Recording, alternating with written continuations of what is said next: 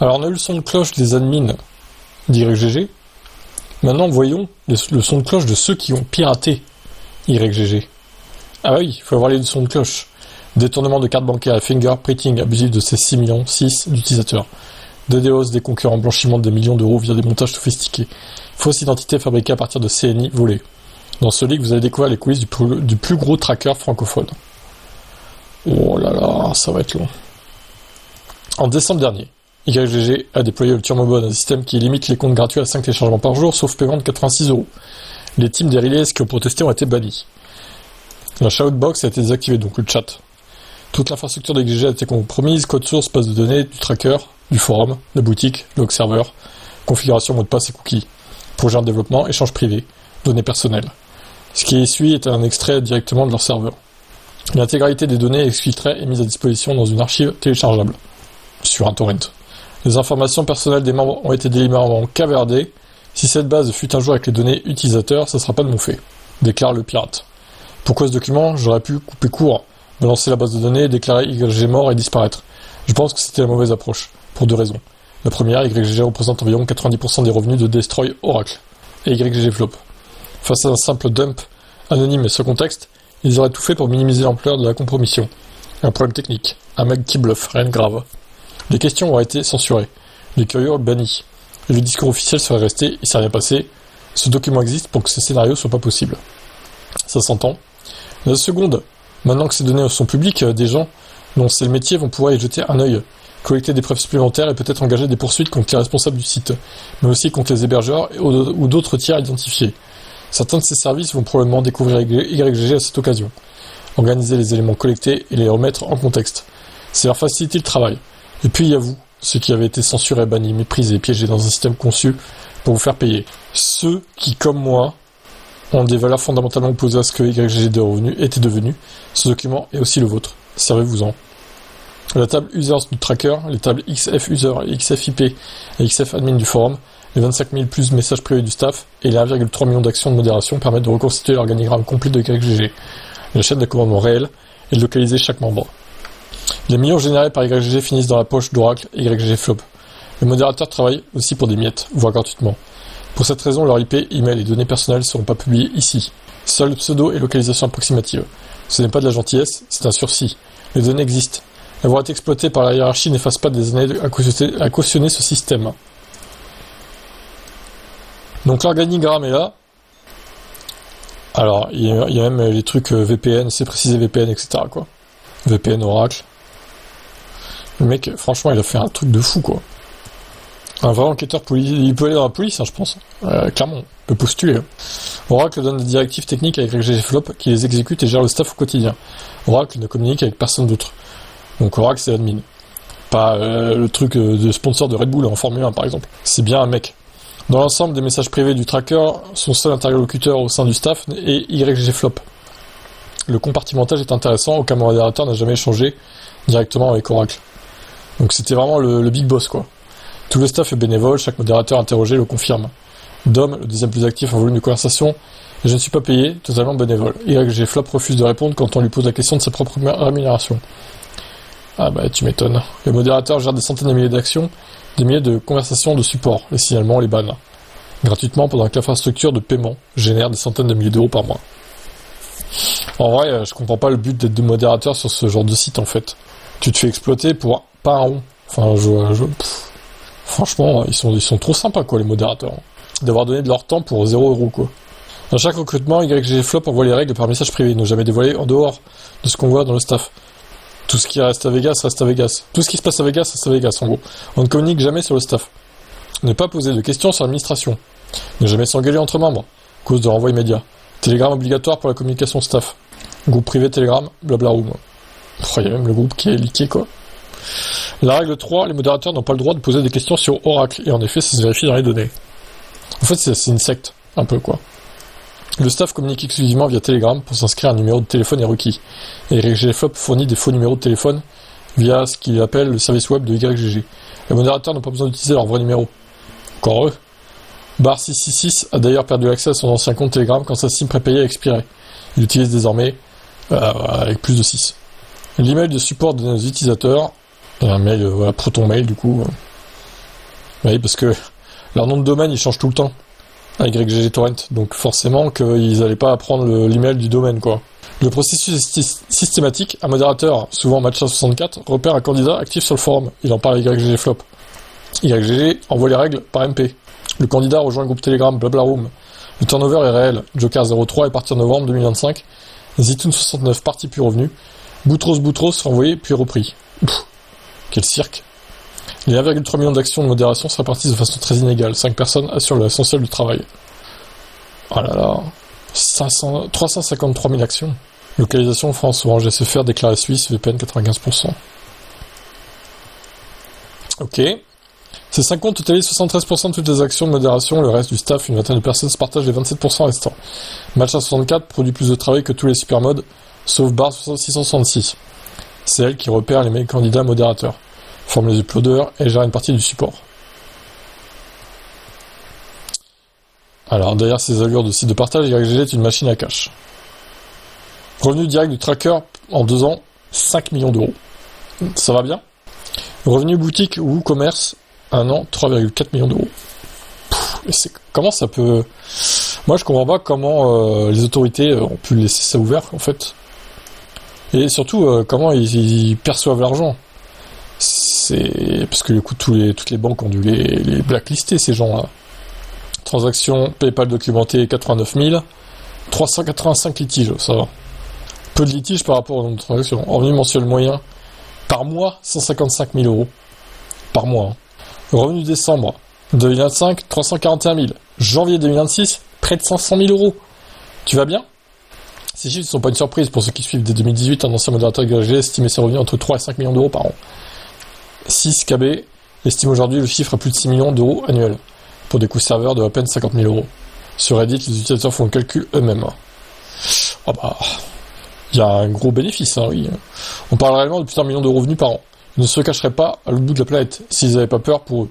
Surtout depuis le procès T411. Ça leur fait des thunes, oui. Ça leur fait aussi une amende de 635 millions d'euros. C'est de la mafia organisée, loin de l'esprit du partage. Quand ils tomberont et que tu verras apparaître dans la presse les montants qu'ils ont brassés 1 million d'euros, tu regarderas peut-être un peu tes achats. Le x3 sur les revenus coïncide avec le turbobod. Les gens ont parlé d'exit scam, mais le serveur de pré-production raconte autre chose. On y trouve 7 projets en développement actif, une réécriture complète du site, en Zeltkit, donc ils voulaient refaire le site en gros, ce qu'ils voulaient, je pense, relancer derrière. Un projet de débrideur Club Torrent, warezfr.com, Coco TV, IPTV donc, une instance Mastodon, et des recherches de nouveaux domaines sur Njara, encore le 9 janvier. C'est pas un exit cam, c'est une opération qui s'installe sur la durée, qui a simplement décidé de presser le citron un peu plus fort. D'accord. Le cœur du système est Card Shield, un plugin WooCommerce vendu par Nguyen Yu Tien, $800 par mois. Il automatise la rotation entre dizaines de proxys déguisés en boutique e-commerce. Oh là là. C'est incroyable ce système, c'est tellement bien fait quoi. Et ça, c'est intéressant de savoir tout ça quoi. Pour la culture informatique, je savais même pas que c'était possible de faire tout ça quoi. Le flux clic et faire un don, le token jetable en 15 minutes, une âge unique, redirection vers un domaine aléatoire. PayPal ou Stripe voit un achat dans une boutique de t-shirts, pas un paiement à YGG. Ah ouais, d'accord. C'est pour ça qu'ils sont pas ban en fait. Et oui. Bah d'ailleurs, ça en fait des t-shirts achetés. Ouais, ils vont ouvrir un magasin de vêtements avec tout ça là. Oh, la blague. La rotation est automatique. Un cron WordPress tourne chaque minute. En cas de blocage PayPal, un mécanisme de force rotate bascule instantanément.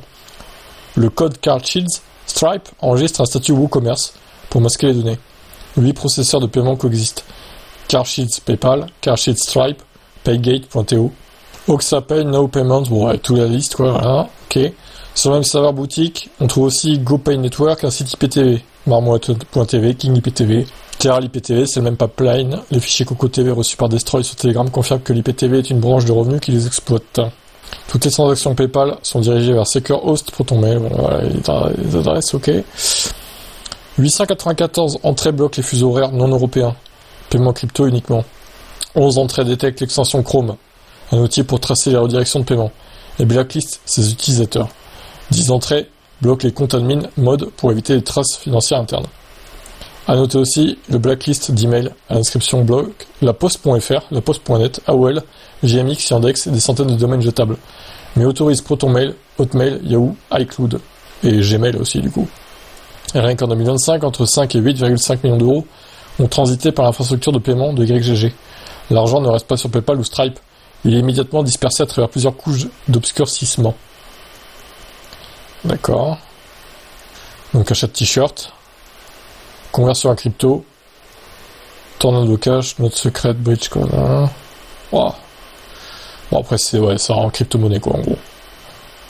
Le schéma est le suivant, les paiements d'utilisateurs transitent par des dizaines de faux sites e-commerce, arrivent sur PayPal, Stripe, sous l'apparence de l'achat de t-shirt donc, puis sont convertis en crypto via Paygate.to et d'autres processeurs.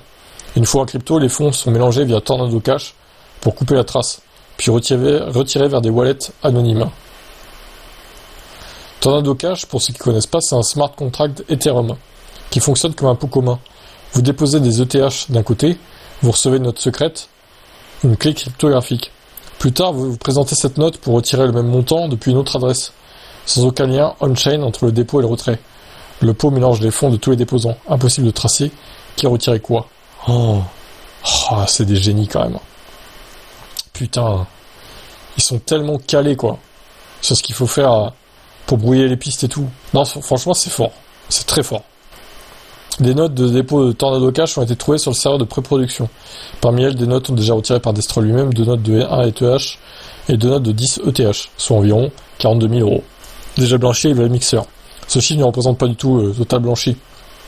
C'est uniquement ce qui a été retrouvé sur la machine de pré-prod de YGG, que Destroy utilise comme son PC perso au passage. Les millions qui transitent par CarShields, Paygate.to et les 8 processeurs de paiement empruntent le même type de circuit. L'historique Chrome du 16 décembre révèle 3 transactions Charge No en 1 minute, convertissant des USDT, stablecoin traçable en Monero, crypto-monnaie intraçable. Près de 8 000 $ convertis en Monero à une seule session. Monero est anonyme, contrairement à Ethereum et Bitcoin. Les transactions Monero sont cryptographiquement opaques.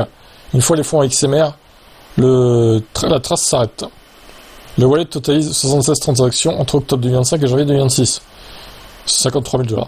Les fonds transitent ensuite par des bridges cross-chain, ok. La parcelle CB est enregistrée à Charleston, Saint-Kitts et Nevis, paradis fiscal, se présente comme Stock Research for the People, traite en réalité 54 000 transactions CB pour YGG. Conditions d'utilisation, pas de remboursement si achat via tiers. YGG ne se contente pas d'exploiter les utilisateurs, ils attaquent aussi la concurrence. La Cal et Sherwood sont des trackers torrent francophones présentés comme des alternatives. YGG les a DDoS, c'est-à-dire attaque informatique. Revuelto, Testarossa, c'est des noms de voitures ça. Lamborghini et Ferrari. Donc en gros, ils voulaient faire tomber leurs concurrents pour se faire plus de pognon encore. Stress4.ru est un service de DDoS for use. Le script génère des URL d'annonces BitTorrent pointant vers la cible, une technique d'amplification qui multiplie le volume d'attaque. Le fichier de 46 mots d'URL généré et les 3 exécutions dans l'historique PowerShell confirment que ces attaques ont bien eu lieu. YGG repose sur 4 serveurs principaux répartis entre la production, la pré-production et le paiement. Une vue d'ensemble constituée à partir des configurations serveurs extraites. D'accord, c'est vraiment un exposé qu'il nous fait en fait.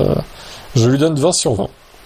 Le serveur de production héberge un XBT tracker custom dont le code source fait 3 Go. Quasiment. Le tracker tourne derrière 2 domaines. Les noms que votre client torrent connecte à chaque téléchargement. Donc, les emails système partent de cette adresse via RSA SNTP. Le site lui-même est du PHP custom, couplé à un forum avec les extensions suivantes. Et voilà. Bon, après, ça c'est. Alors, il disait dans l'autre vidéo, il disait que c'était justement un peu dépassé, qu'il voulait refaire le site, ce qui se confirme là. Hein. Bon après voilà, là, ça part dans la programmation, c'est un peu moins intéressant, je pense. Base de données, 40 tables. Putain, mais il a vraiment tout chopé, mais c'est incroyable. C'est là que le code est testé avant déploiement, on y trouve le code source complet du tracker, les configs avec sa page, ok. Donc en gros, voilà, il voulait faire un nouveau projet avec ce site, avec le nom de code The Rock. Il voulait refaire le site avec du coup une nouvelle version plus moderne du code, quoi. En gros, c'est ça. C'est un peu ça l'idée.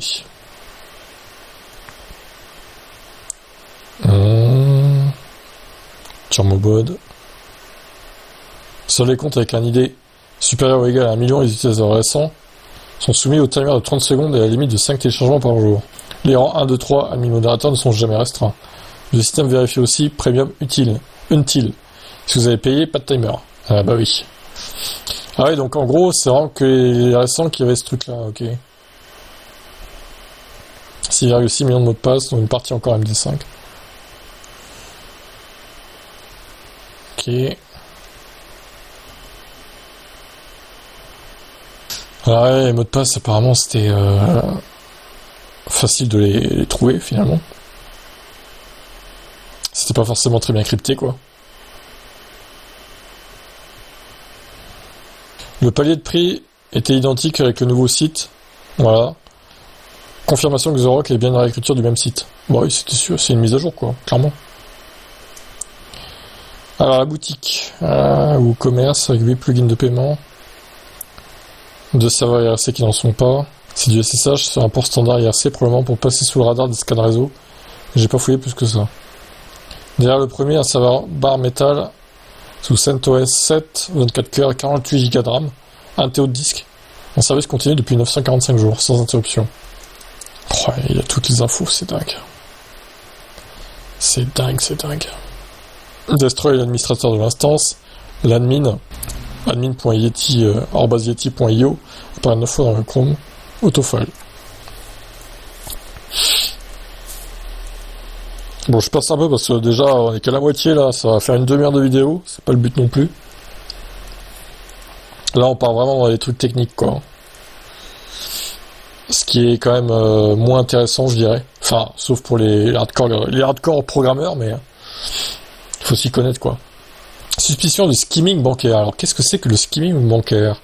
Un contrôleur Codel uniteur de 1,6 KO, présent le code de production, reçoit le numéro de carte complet. Le CVV, la date d'expiration et le nom du titulaire. Les données sont relevées via un processeur de paiement Singularity via un formulaire caché auto-soumis. Mais elles transitent d'abord, en clair, par le serveur IRGG. Destroy aurait donc eu l'accès à l'intégralité des numéros de carte de ses utilisateurs. Pourquoi faire transiter des données bancaires par son propre serveur quand le processeur de paiement propose un checkout hébergé? Pourquoi rediriger silencieusement vers google.com quand le token de commande est invalide? Technique classique d'anti-analyse. Pourquoi un formulaire caché auto-soumis plutôt qu'un appel API côté serveur? Je peux pas affirmer avec certitude que ce fichier a été utilisé pour du skimming, mais sa présence dans le code source de production, combiné aux nombreux témoignages de fraude bancaire sur Reddit, après des paiements sur IKGG, pose des questions. Alors, un témoignage. Après avoir payé le Freelish la semaine dernière par PayPal, aujourd'hui 4 000 € de matériel ont été commandés chez Tonman et livrés sur une boutique existante du 93, sous le nom de Kevin. Ce PayPal n'avait pas utilisé depuis 1 an, sauf pour YGG. C'est bizarre. C'est étonnant. 4 000 €, putain, il s'est fait ruiner, le mec. YGG bannit les comptes qui utilisent l'extension, supprimez-la directement, désolé si vous étiez banni. Ça a ajouté un bouton pour contourner la limite de 5 téléchargements par jour. Ah bah, oui, bah, les gars. J'ai perdu mon compte avec des terras de hop, mais c'est le jeu. Ah la vache, c'est dur. Ils ont voulu jouer au plus malin, bah, ça a raté. Tracking de masse. Un fichier CSV de 259 émous, sans en-tête, 4 millions de lignes, couvrant 12 mois de collecte. Le même user ID appellera plusieurs fois par session à quelques secondes d'intervalle. C'est pas un compteur de visite, c'est un journal de navigation qui révèle les habitudes, les horaires de connexion et le rythme de lecture de chaque utilisateur. Beaucoup de sites font du tracking, mais un site de torrent? Pourquoi? Surtout quand on sait que ces données peuvent être regroupées avec les numéros de carte bancaire, les wallets crypto ou les comptes PayPal déjà collectés. Ok. Je vais pas afficher l'identité civile ici, les données techniques, email, ne mentent pas. Et IP. Mais mettre un visage sur quelqu'un, c'est la moindre doute, c'est non. Pour ceux qui veulent creuser, tapez l'IP sur le site en question. Intéressez-vous à l'adresse email d'un certain Amin. Puis il donne toutes les instructions pour qu'on le fasse nous-mêmes, en fait, c'est terrible. Tirez vos propres conclusions. Cette IP peut être une adresse mobile 4G, potentiellement partagée par plusieurs personnes sans lien entre elles. D'où ma prudence. Oui, ça c'est vrai que, effectivement. Du coup, ça serait un Marocain. Ok. L'IP marocaine partagée par Horace et support en février 2019, au moment de la création du forum situé Oracle au Maroc à cette époque. Aucune IP résidentielle n'a fuité depuis. D'accord. Alors peut-être que c'est un Français qui s'installe au Maroc, hein. Ça peut être ça aussi, hein. Juste, il s'est mis là, il s'est exilé là-bas, quoi. Bon, sinon, la plupart sont en France, finalement. Putain, toutes les IP ont fuité, quoi. Oh la vache. Comment c'est qu'il y en a, ils prenaient pas de VPN, enfin... C'est grave, quand même. Je sais pas. Enfin, il y en a, ils ont des VPN, mais là, pas tous, quoi. Alors, il y a eu des recrutements, là. 6,6 millions de comptes dans la base. 89 000 transactions PayPal, Bon, ça, Donald complété 569 millions. Torrent dans le catalogue, 1,1 million. Pouah. Si vous êtes arrivé ici, vous avez déjà l'essentiel. Ce qui suit peut être considéré comme une sorte d'annexe technique. C'est là pour ceux que ça intéresse, et pour que n'importe qui puisse comprendre la façon dont ont été obtenues les données. C'est pas spécialement complexe, pas d'exploitation avancée via des Zero Day et compagnie, mais plutôt une simple erreur de config de la part de Destroy, qui va provoquer toute une réaction en chaîne et permettre une latéralisation sur tous les serveurs de YGG. Alors vas-y, ouais, comment ils ont fait, parce que ça m'intrigue là. Comment qu'il a fait, monsieur? Point de départ, le favicon du site YGG Torrent. Alors, le favicon, c'est la petite image dans la barre d'adresse qui est plus trop utilisée maintenant avec les navigateurs modernes d'ailleurs, mais chaque icône a une empreinte numérique unique. Si on calcule le hash de celle YGG et qu'on le cherche dans Shodan, l'IP du serveur de pré-prod apparaît. Résultat, un serveur Windows hébergé sur une VM Hyper-V. Bon, après, ils ont les logiciels qu'il faut aussi, hein. Ils touchent les mecs à tout ça. Ils sont très très forts.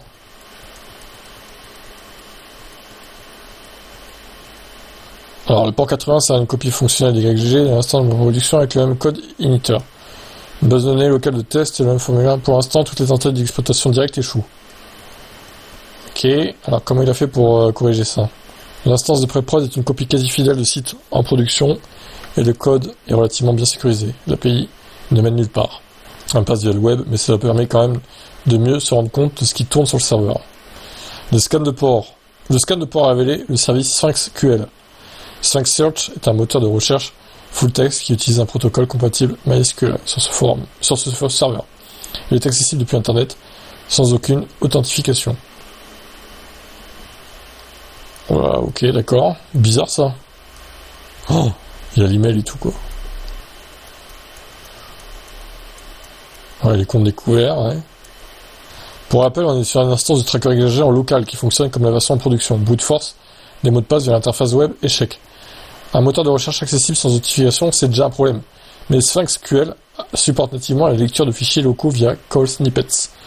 Une fonctionnalité prévue pour l'indexation. Quand le service tourne, avec des privilèges élevés, et qui est exposé à Internet sans restriction, ça revient à donner un accès en lecture sur tout le disque à n'importe qui. Non mais... c'est fou ça.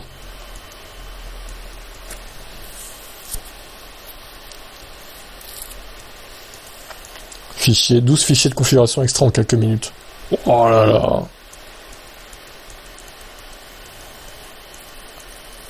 Ah bah là, à partir de là, ils ont tous les trucs, les idées et tout, les valeurs là.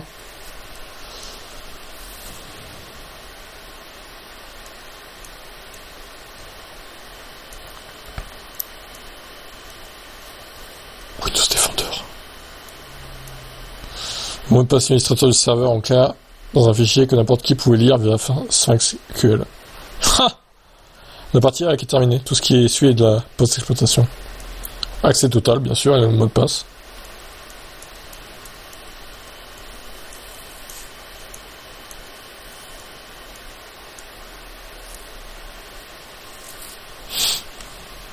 « 50 tentatives de login échouent en 2 minutes, provenant de 21 IP uniques. Un botnet brute force permanent sur cette machine-là.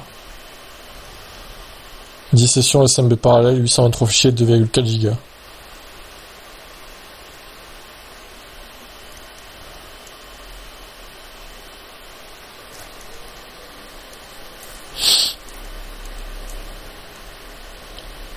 À ce stade, on dispose d'un accès administrateur sur la machine pré-prod et pas mal d'informations ont déjà été collectées.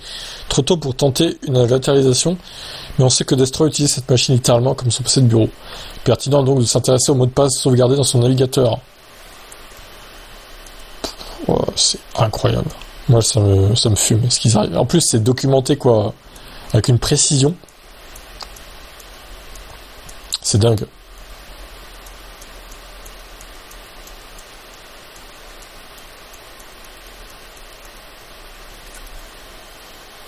Allez hop, 20 gigas de base de données. C'est cadeau.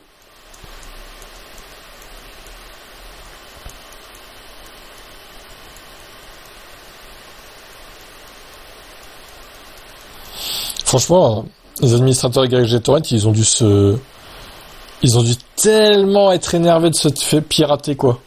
Qu'on ait découvert leurs petits secrets et tout. Ah, ils ont dû avoir un seum. Laisse tomber, quoi. Ils devaient se penser intouchables et tout. Ah bah mon vieux, c'était pas le cas. Hein. Tout a fuité, quoi. Incroyable. Mais tout ça, ça nous dépasse, nous. Enfin, moi, je suis pas aussi. Je m'y connais un minimum en informatique, mais de là à faire ça, c'est impossible pour moi de faire un truc pareil, quoi. Enfin, même, je comprends pas tout ce que je lis. J'avoue que là, il faut vraiment être une tête, hein, être un expert en hacking pour faire ça, quoi. Pfff, la vache. Ils touchent leur bille, les mecs, hein. Ils touchent leur bille. Hein. Je me demande si dans la vraie vie, ils bossent en informatique. Dans les bases de données et tout, je sais pas. Parce que franchement, ils ont du talent. Hein. Ils pourraient mettre ça à profit dans des trucs utiles, quoi. Très clairement. Je sais pas s'ils le font ou pas. Afin d'assurer la préservation et la continuité du catalogue GG, le tracker a été intégralement cloné pour que tout le monde puisse continuer d'accéder au contenu. Gratuitement, sans payer. L'équipe de projet a ensuite mis en place un indexeur permettant de parcourir et télécharger les torrents librement, sans compte ni restriction. La migration vers la nouvelle liste tracker est en cours. Voilà. Mais sauf que au final, il n'y a plus rien de nouveau. Il n'y a que les trucs qui étaient présents avant ce fameux hacking. Logique. Voilou. Eh ben, c'était assez long, mais intéressant quand même. Donc, du coup, voilà, c'est les gens qui ont géré YGG. Bah, écoutez, je sais pas ce qu'ils vont faire. Moi, je pense qu'ils vont prendre une petite pause et ils vont se relancer dans d'autres projets. Plus tard. Mais on saura pas forcément que c'est eux, quoi. Ils vont faire ça en sous-main. D'ailleurs, ils ont déjà un pied dans l'IPTV, donc je me demande si ce business va encore tourner ou pas pour eux, parce que finalement, leur site, leur truc d'IPTV n'a pas été foutu en l'air. Hein. Donc, je sais pas. Se feront-ils choper un jour? Bonne question aussi. Moi, je pense que, déjà, là, ils se sont fait pirater. C'est pas impossible que suite à tout ça, il y ait des enquêtes sur eux, Interpol et tout, et que les flics clairement les recherchent au bout d'un moment, quoi. Moi, je pense. Hein. Ça va finir comme ça. Hein. Et puis, ils seront en prison, quoi. Ah, c'est le jeu. Hein. Ils savent les risques qu'ils encourent à faire ça aussi. Hein. Voilà. Écoutez, intéressant. Dites-moi en commentaire ce que vous avez pensé, si vous êtes arrivé jusqu'à la fin aussi. Et ce sera, je pense, ma dernière vidéo sur le sujet, puisque normalement. On sait tout là maintenant, on a tous les sons de cloche. Ah voilà. Allez, bye.